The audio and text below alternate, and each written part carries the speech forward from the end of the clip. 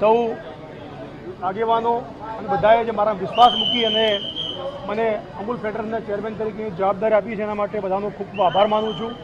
અને અમૂલ ફેડરેશન જે રીતે ગુજરાતના 36 લાખ ખેડૂતોનું કલ્યાણનું કામ કરી રહી છે એ કામ અવિરતપણે આગળ વધતું રહે અને આખા દેશની અંદર અમૂલ મોડલ દ્વારા આ કામ થાય એના માટે અમે સતત પ્રયત્નશીલ રહીશું।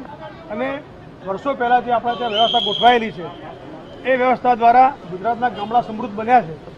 એ જ વ્યવસ્થા આખા દેશની અંદર લાગુ કરવા માટે આઝાદીના 7 દાયકા પછી આદરણીય મોદી સાહેબે સહકાર મંત્રાલયની સ્થાપના કરી અને એની જવાબદારી આદરણીય અમિતભાઈ શાહ સાહેબને આપી છે। ત્યારે એ જે પ્રમાણે ચિંતા કરી રહ્યા છે એ ચિંતા એમની એ છે કે દેશનો ખેડૂત સમૃદ્ધ થાય, પશુપાલક સમૃદ્ધ થાય, એના માટે એ પણ રાત દિવસ કામ કરી રહ્યા છે।